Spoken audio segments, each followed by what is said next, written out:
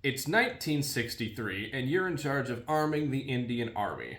You don't have enough FALs to go around yet, but you do have a ton of 308 and Enfields laying around. So what do? Well, the answer comes in the form of this thing. This is an Ishapore pattern Enfield. It was used more or less as a stopgap measure while the Indian government tries to get enough FALs to issue. What this is an Enfield, obviously, chambered in 308. There were two versions made. Original 303 Enfields, rechambered or remanufactured into 308, and ones that came out of the Ishapore factory, already chambered in 308.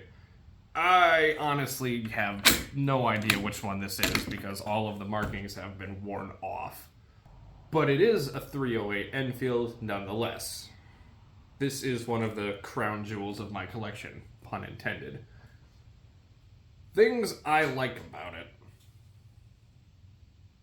There's a fucking squirrel up there somewhere. Hold on, I'll be right back.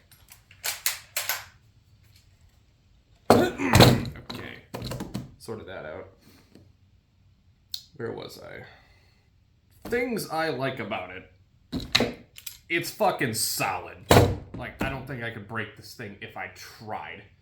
The bolt is very smooth. It cycles very easily. And one thing about the Enfields is that the bolt is spring assisted, which is very nice.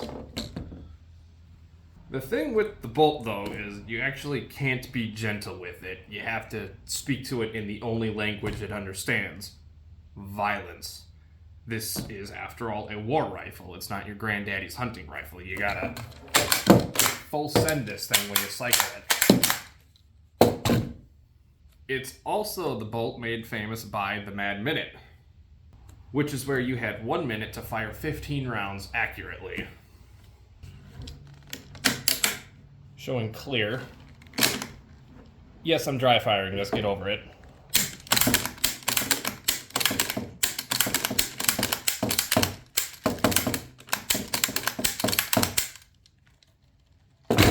Look at that.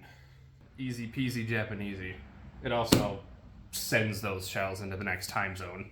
The trigger, while being a tad heavy, is pretty crisp. Showing clear.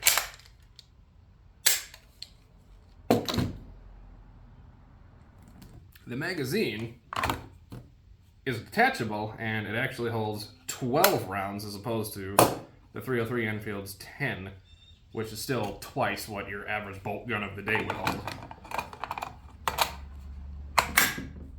Couple that with the Mad Minute, and this thing is pretty dangerous in a well-trained shooter's hands.